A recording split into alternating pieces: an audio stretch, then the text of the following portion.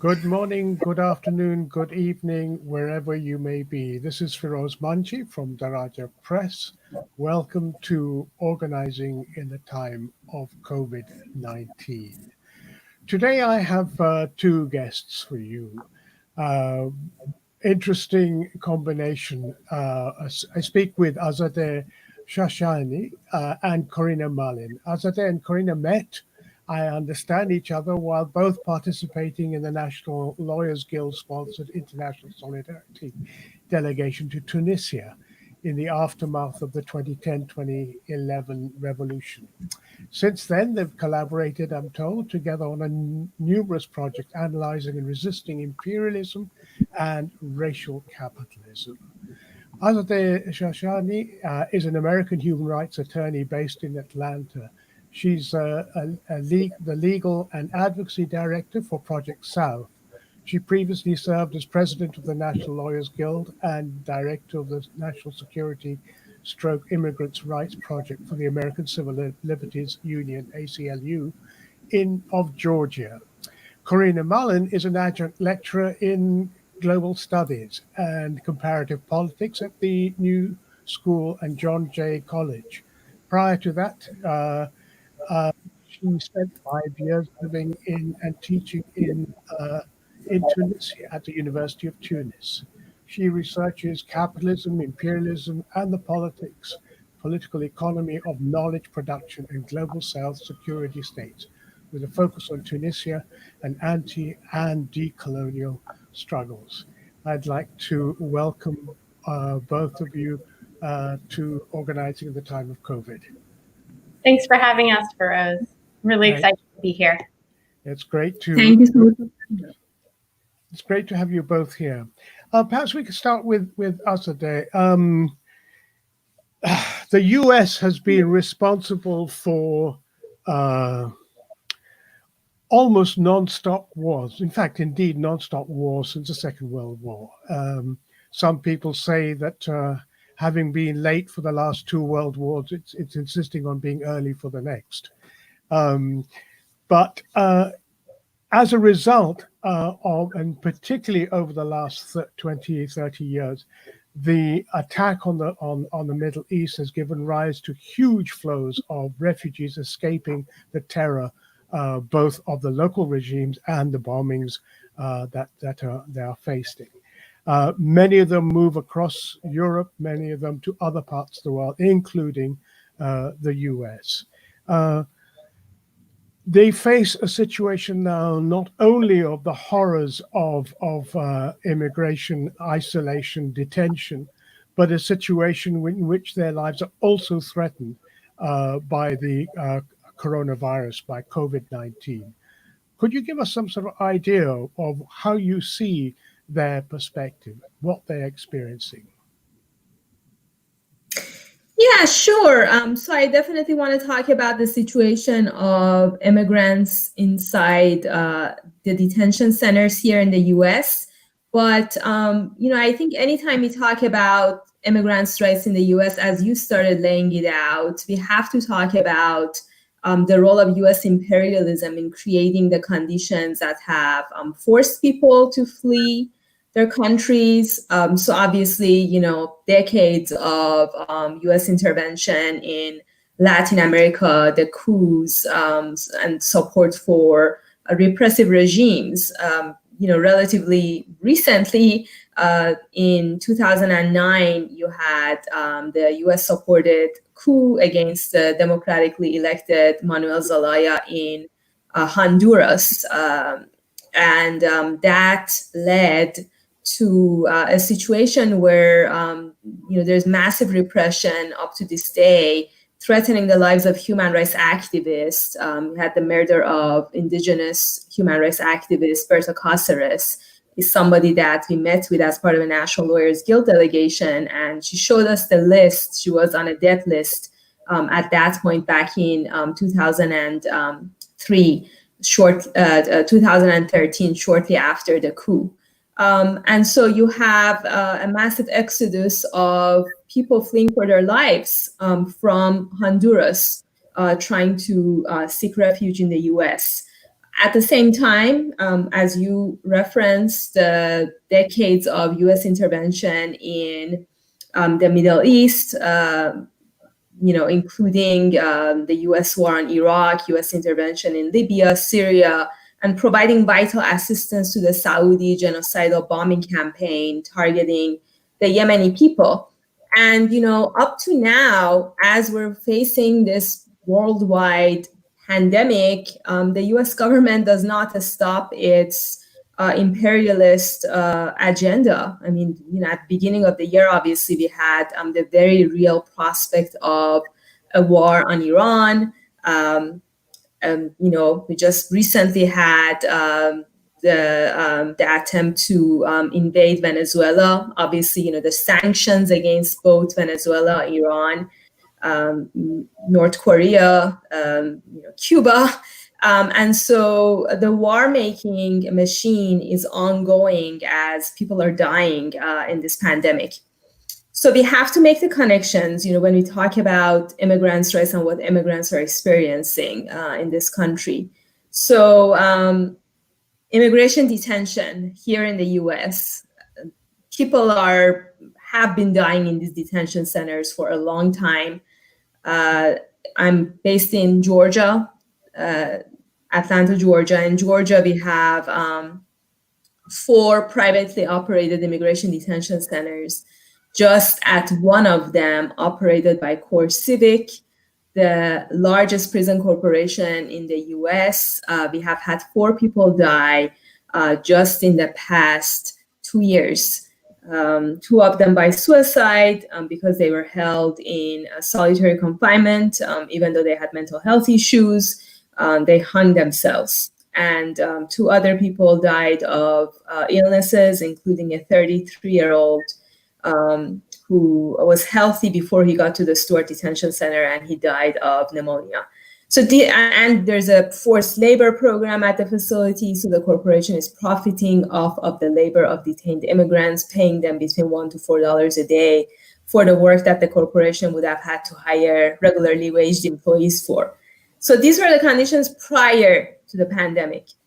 Obviously, there is no possibility for social distancing in an immigration detention center. You have facilities in the US that are so overcrowded that people can't even walk around. For a long time, there were no masks. There was even a shortage of toilet paper or soap in some of these facilities. And, people are obviously very concerned about the conditions and continue to protest.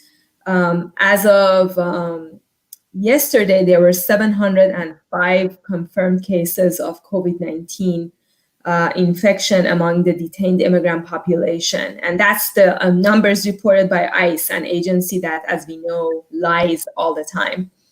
And we had 1 death that was reported yesterday. So the scale of the catastrophe is just expanding.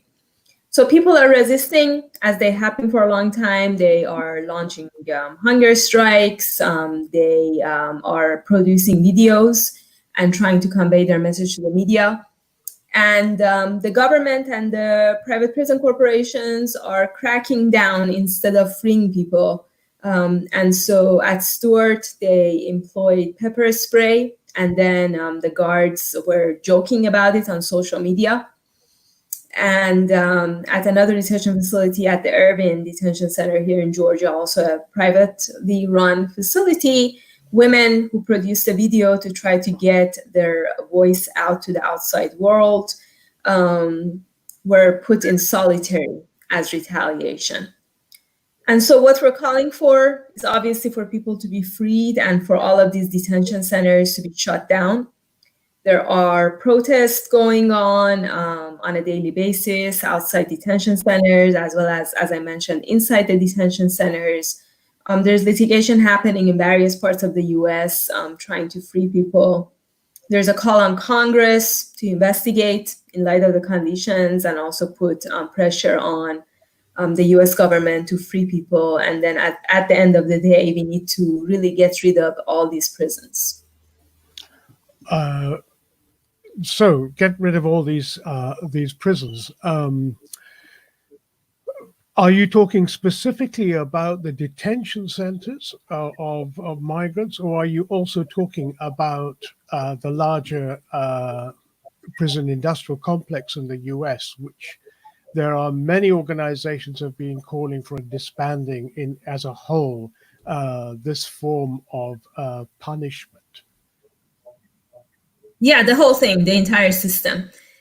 So both Project South and the National Lawyers Guild, the two organizations I am familiar with, are abolitionist organizations. So we're calling for the dismantling of the prison industrial complex. And in Atlanta, we are taking steps in the right direction. So the Atlanta City Jail used to detain immigrants for ICE. And making millions of dollars of profit. The same city that calls itself a welcoming place, all this hypocrisy going on. So finally, the mayor put a stop to that. But that was not the end of the story. We kept the pressure up. We're part of a coalition led by formerly incarcerated Black women and trans people. And so we basically forced the city to shut the city jail down. So it hasn't happened yet. There are still people imprisoned at the city jail, but we're definitely moving in that direction. So this is success, at least at the city jails, but not necessarily at the prisons and the detention centers. Yeah, I mean, so even with the Atlanta City Detention Center, so as I mentioned, ICE stopped detaining people at the Atlanta City Detention Center. It was a huge victory for us, and people around the country really celebrated that. However, ICE, as the conversations were happening with the city of Atlanta, entered into a contract with the GEO Group, a private prison corporation, in order to come to an arrangement for basically detaining that immigrant population that used to be detained at the Atlanta City Detention Center in another privately run jail, which is about an hour and 20 minutes from Atlanta. So, these are very real conversations. As we shut down one place, ICE moves to detain people somewhere else. So we need to get rid of the entire system, and as I mentioned, not stop there, just abolish the prison industrial complex altogether. So, presumably, this sort of lack of distancing applies as much to the prison guards as it does to prisoners. Do you have any statistics about the extent to which they are affected, and to what extent might that help a rising consciousness about the dangers of this kind of incarceration? Yeah, so ICE is releasing numbers for the number of ICE officers that are being infected, but that's not really representative of the number of the guards, because the vast majority of these facilities are operated by prison corporations or by, their local facilities. So just at the Stewart Detention Center, we know through the information that a reporter was able to obtain that there are 44 guards, prison corporation guards that are infected. So yeah, it's affecting the guards as well, and it's a huge issue. Organizing among the guards and the various workers at the facility is something that should be talked about further. We've thought about how to try to organize within the Immigration Detention Center, because the working conditions as well, even before the pandemic, were pretty horrendous, and there was a high turnover rate. And the other factor is, the prison corporations come to these very rural, poor counties, like Stewart County is one of the poorest places in the state of Georgia, with the promise of jobs. So, this jail, prison, immigration detention center. It's going to come to your community and bring all these jobs, which is of course a myth. As I just mentioned, there's a forced labor program happening at the facility where the prison corporation is relying on the forced labor of the detained immigrant population in order to keep the facility running. And if they don't participate in the forced labor program, they are placed in solitary or deprived of life necessities. So, the jobs that were promised to go to the local community just don't exist. Or if they do exist, poor working conditions, and now they come at a risk of being infected with COVID-19. I mean, it's a pretty horrific situation in the U.S. The U.S. makes up, 5% of the world's population and has 21% of the world's prisoners. And African Americans, as I understand, are incarcerated at a rate more than 5 times the rate of white Americans. And though African Americans and Hispanics make up approximately 32% of the U.S. population, they comprise somewhere approaching 60% of all incarcerated people, certainly in 2015.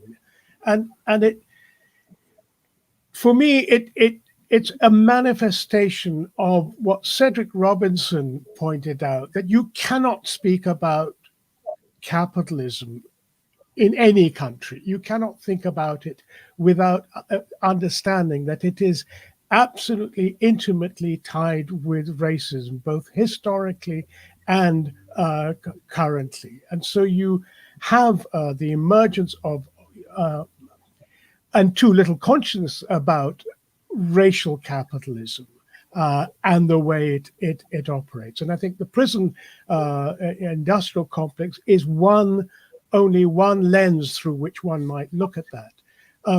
Can you help us to understand a bit more about the nature of racial capitalism and its imperial manifestation, which in a sense is the other side of the coin?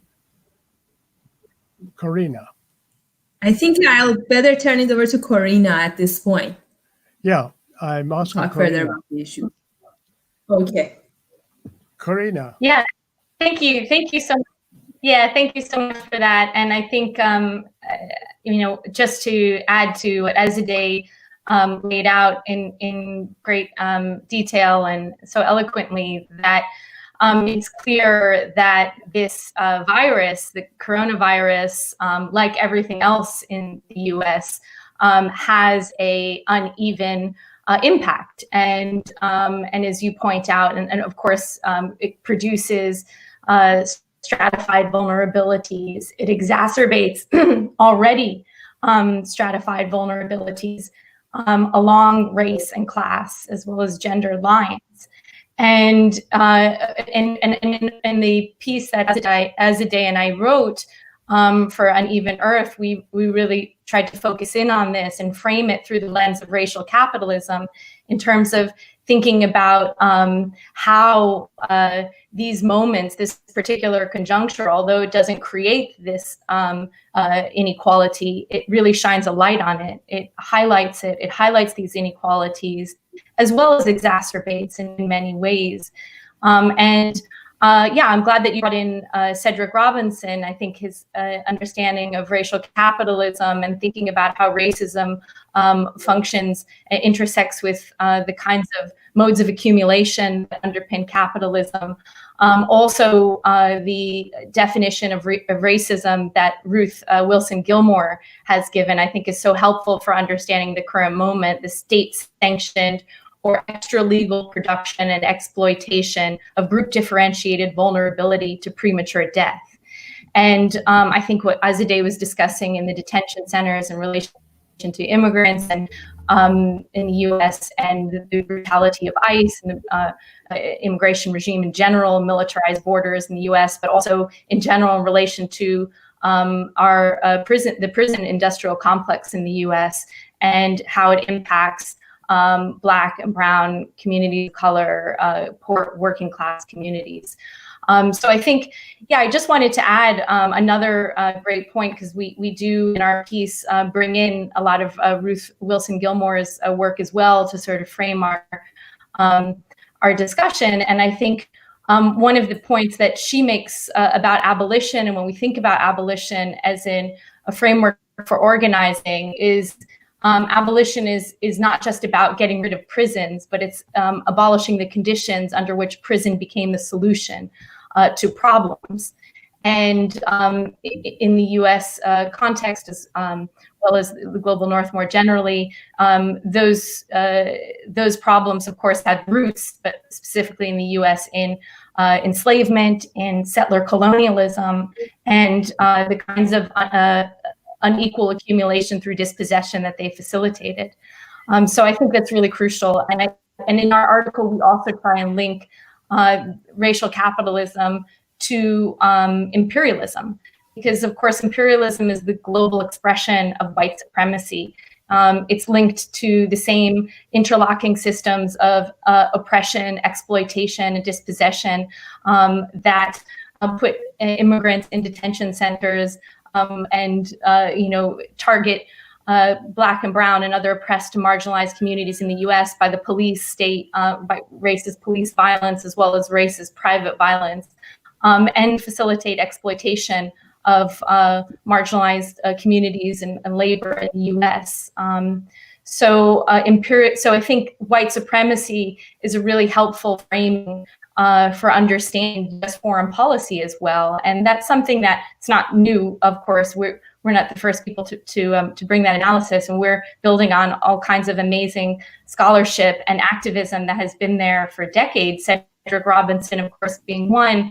But also we use quite a lot of Audre Lorde's work in terms of thinking through these important issues, and the activism of the various social movements, political movements in this country, from the Black Power struggle and people like Malcolm X and the Black Panther parties who made these connections.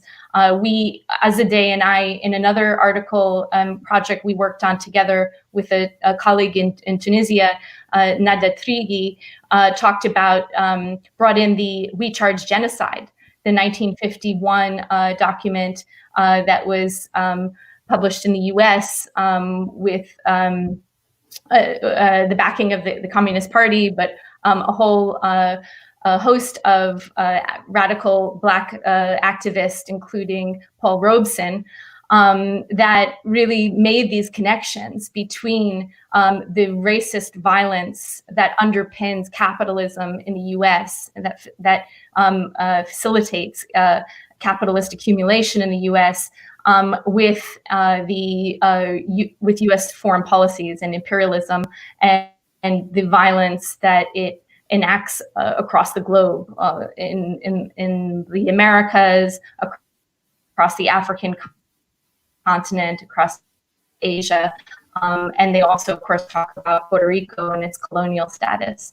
So I think those kinds of connections are really crucial to make at all times, but connecting those dots now is more important than ever, because we have to understand how our struggles are connected, and how our liberation, therefore, is connected to the liberation of all oppressed people within the U.S. and across the globe.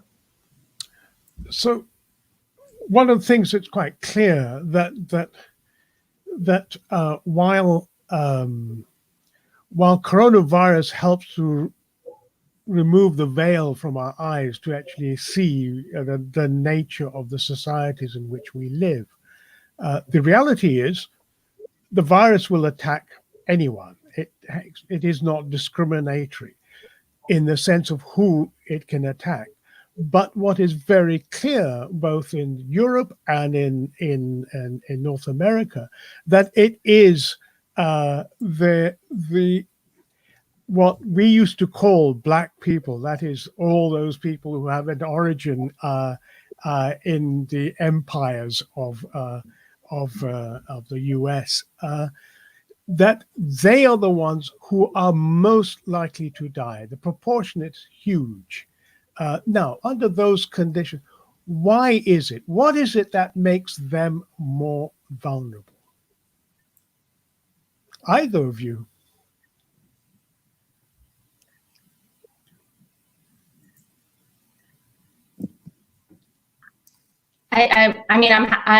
Azadeh, would you like to say something? Because I can.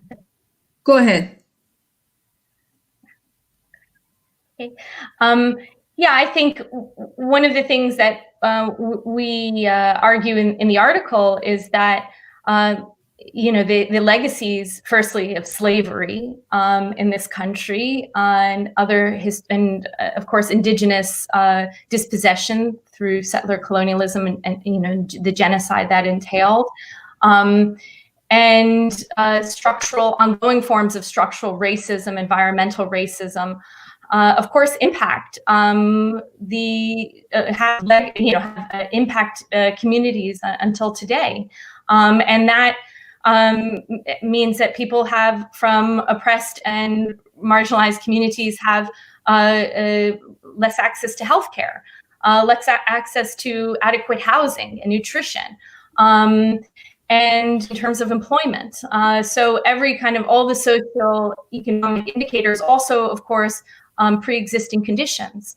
All of these socioeconomic indicators that have an impact on whether people will survive this virus, as well as other kinds of illnesses that might be contracted throughout life, are a direct result of white supremacy and racial capitalism. And so that's why when we look at who is impacted the most by this crisis, and it's a combined health, ecological, economic crisis.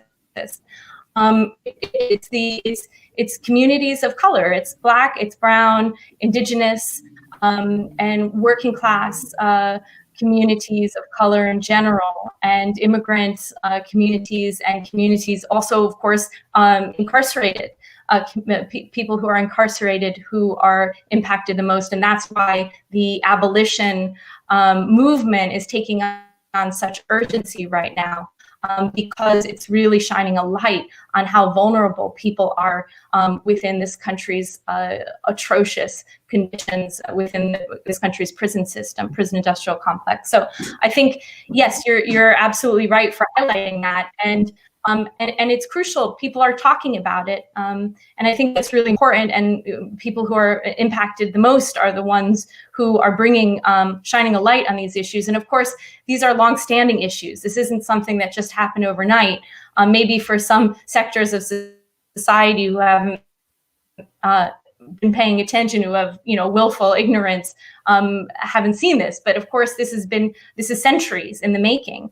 And another aspect that we talk about in the article, of course, is the more recent histories of neoliberalism and the restructuring of the state and the organized abandonment. What Ruth Gilmore talks about is the organized abandonment of the state that happens under neoliberalism, with the disinvestment, the enclosures on public goods, the disinvestment in public goods, in healthcare, in education, in infrastructure, privatization, increased marketization of every aspect of our lives, even the small or the limited gains that came out of the New Deal, the post-World War II Keynesianism, even those have been rolled back in the context of neoliberalism. Of course, also deindustrialization, which created, what Ruth Gilmore talks about as surplus populations, and that, of course, goes hand in hand with the increased spending on organized violence of the state, on its prisons, on its policing, and transforming the people with problems into problems, which is crucial to expanding the prison industrial system, and also to relieving the state from its responsibility, the state and capital, for creating this situation in the first place. So that's the kind of general context in which this pandemic has impacted, especially oppressed and marginalized communities in the U.S. And it's the same, of course, set of factors that have impacted communities in the global South. Because in the global South, it's via imperialist institutions like the IMF and World Bank, through the pressure and as Azadeh pointed out, across the Americas and elsewhere in the globe, U.S. interventions, U.S.-led interventions and coups and coup attempts, destabilization, but also through the role of international financial institutions that have destroyed public institutions and undermined the ability of global South states to protect populations. But also we see, of course, in many places, the uneven impact of coronavirus too along class lines. And we have to take into consideration that there are communities in the global South, of course, who have benefited, a national bourgeoisie, elite, upper middle class, who have benefited from these policies. And those, like in the US, are the least impacted. But it isn't just those. I mean, the highest scale of death rates, as I understand it, in the U.S., is currently amongst the Navajo Nation. Yes. Absolute devastation. It's not the first time that First Nations have faced a virus or a health epidemic from white society, the colonizing societies. But they must have an experience of organizing in those conditions. They have survived. They are the post-apocalyptic generations. How much do you think we're actually listening to their experiences, from learning from their understanding of surviving in the time of pandemics? Either of you, Azadeh, let me ask you that.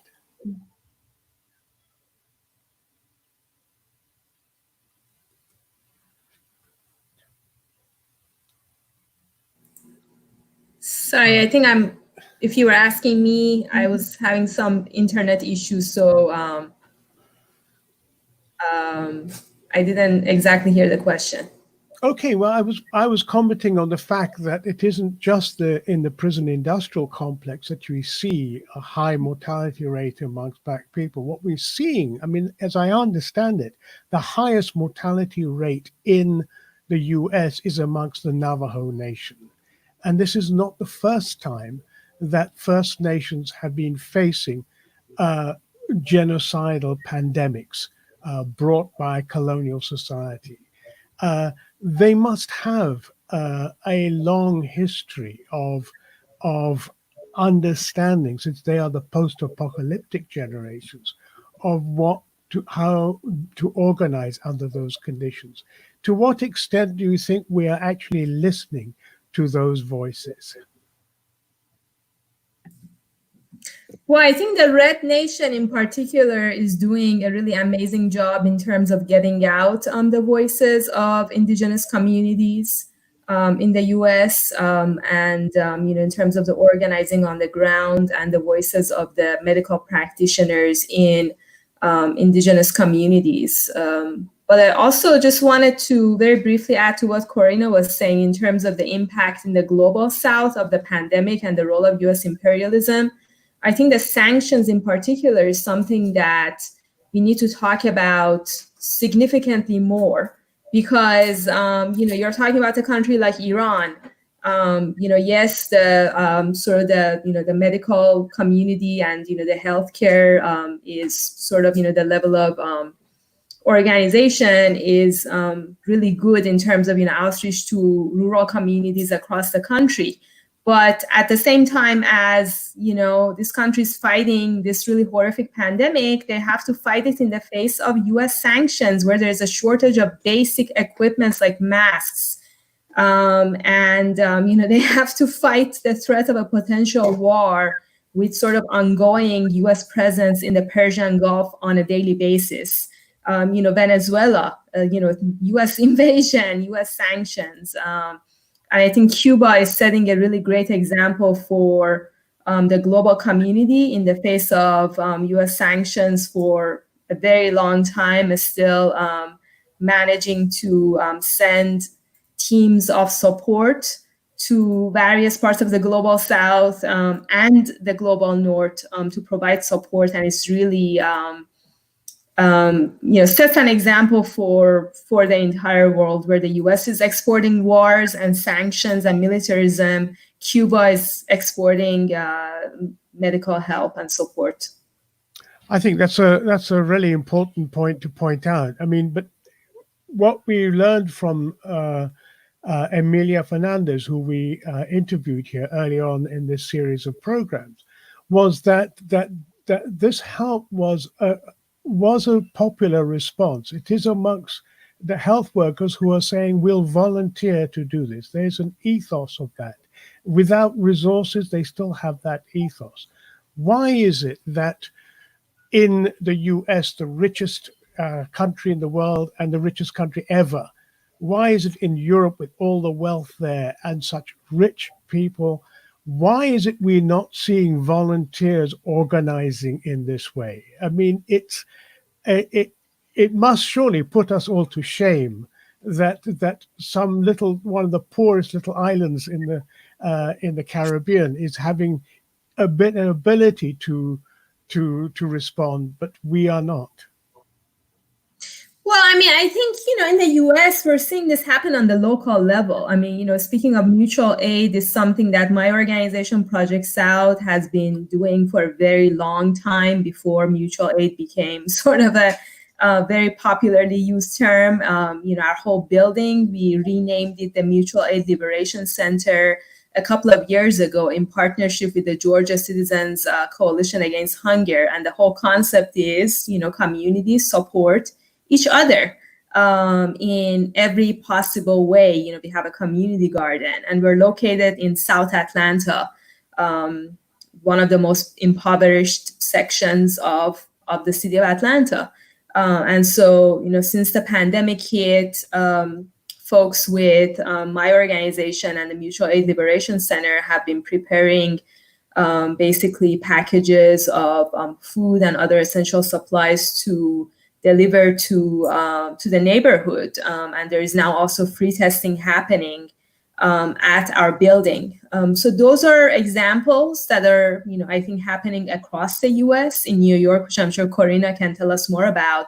It's just community members getting together and supporting each other in the face of the really huge devastation that is being imposed on our communities as a result of the capitalist racist system that we're being subjected to.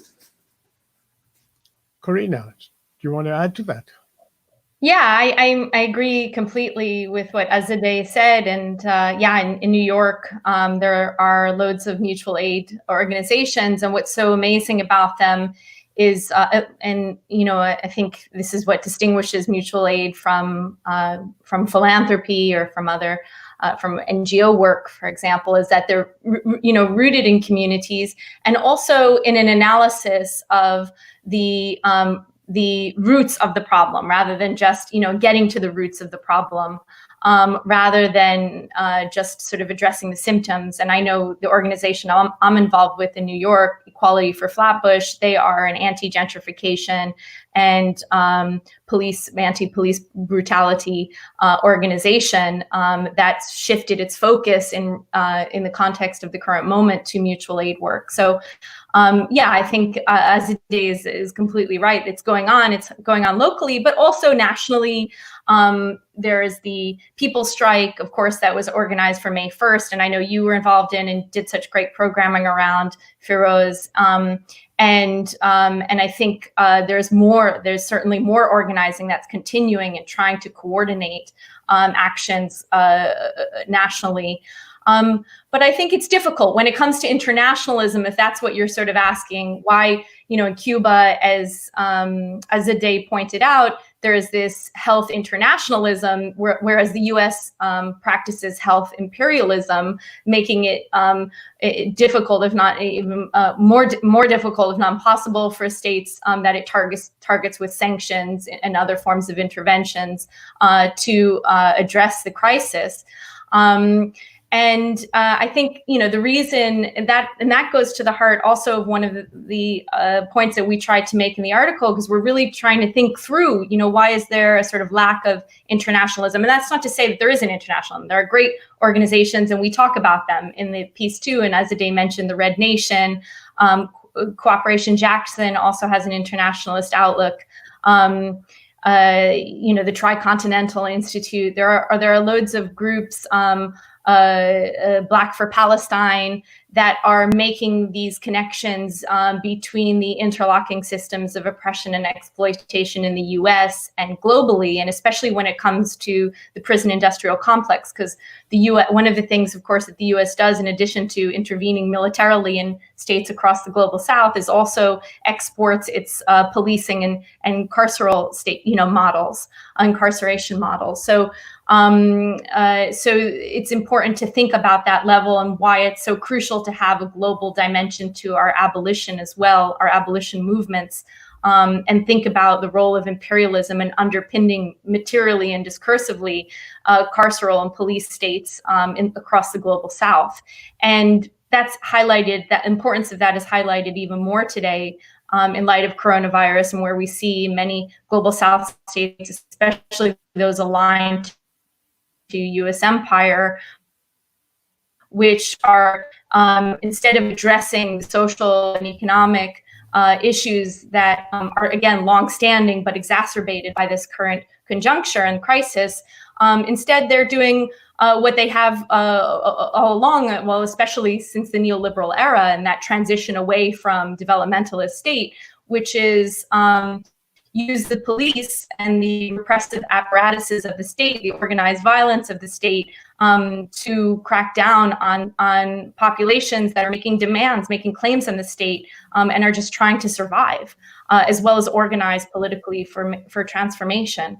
And so that kind of the emergency state, the security response to what is fundamentally a political and social and economic issue, is also connected to imperialism. And that's something that we think, one of the reasons why it's so crucial that people draw those connections. But unfortunately, and that has to do with, the role of the media and dominant capitalism media in the US, the lack of a left media in the, a left media that it reaches the population in the same way that the mainstream media does, but socialization, the anti-communism, all kinds of political legacies too.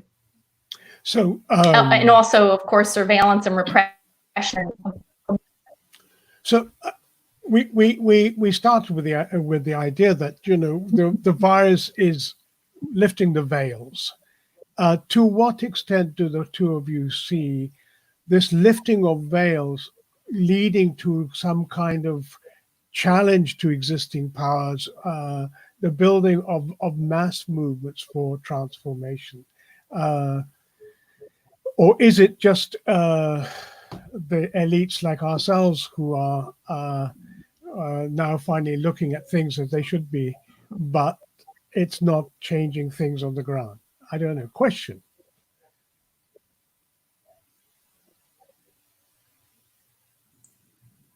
Azadeh? Yeah, I think conversations around healthcare as a human right are increasingly happening. But I think in terms of, what the solution is, I think we're kind of a long way still away from that. Partly as a result of what Corina was just talking about, the role of mainstream and corporate media, not really looking at, the roots of the issue and why sort of, healthcare and essential services and, water are not recognized as human rights in this country. And really, the role of capitalism. While those discussions are slowly starting to happen, I think we're still we have some ways for to get there. In terms of abolishing prisons and shutting down prisons, we've made some headway in terms of people actually asking for detained and imprisoned populations to be released. But questions about why is it that we need a mass incarceration system in the first place, and the role of prisons as a tool of repressive state mechanisms, that's still also conversations that are happening, but there's a further need to have those discussions.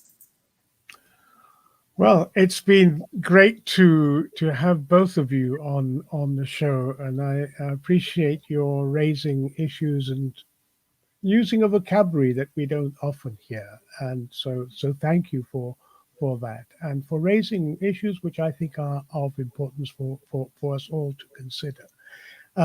Some final last words from the two of you?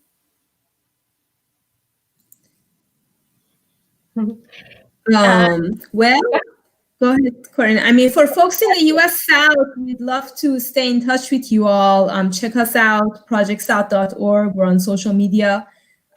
We have a structure called the Southern Movement Assembly, where typically we'd be coming together as folks doing grassroots work in the U.S. South once a year. This year we continue to have our gatherings virtually. It's a really important space for movement building, and we also have an internationalist perspective in terms of connecting to comrades in the global South, from Palestine to Cuba to Haiti. We actually have a quarterly webinar highlighting the voices of folks doing global movement work in the global South. And we hope to connect with you all, folks in the South, but also nationally and internationally. Corina. Yeah, thank you so much. I just want to say, Feroz, the work that you've been doing, I've been following your videos, your podcasts, and it's just so crucial and important to see what's the kind of organizing that's happening amongst comrades across the globe.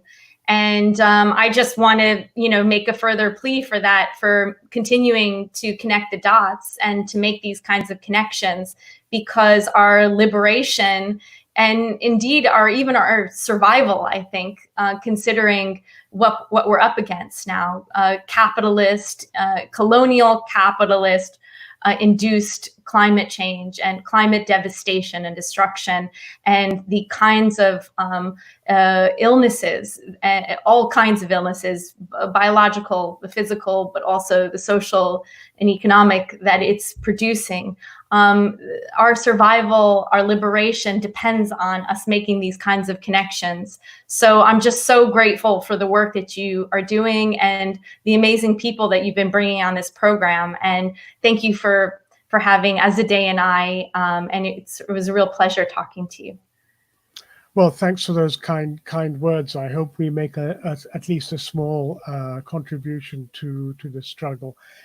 Please, both of you, keep us in touch with the work that you're doing in the initiatives that are happening. We're always open to popularizing those initiatives, because I think if we can help make connections, that would be great. Thank you, both of you, for sparing time to meet on a Friday afternoon with the sun just beginning to break through. I hope you get a chance to at least enjoy a replenishment of vitamin D. So thanks very much to both of you, and look after yourselves and go well. You too. Thank you so much. Take care. And Bye. you. Bye-bye. Thank you, everyone, for joining us here on Organizing in the Time of COVID-19. We're taking a break over the weekend, you'll be pleased to hear, just so that we have some strength to carry on next week. And we start next week with a couple of very interesting interviews, one with Vandana Shiva, who I'm sure many of you know. And so please join us, and please keep us connected with the struggles that you're engaged with, and don't hesitate to get in touch. I hope you have a good weekend. This is Feroz Manji from the Raja Press signing off for the weekend.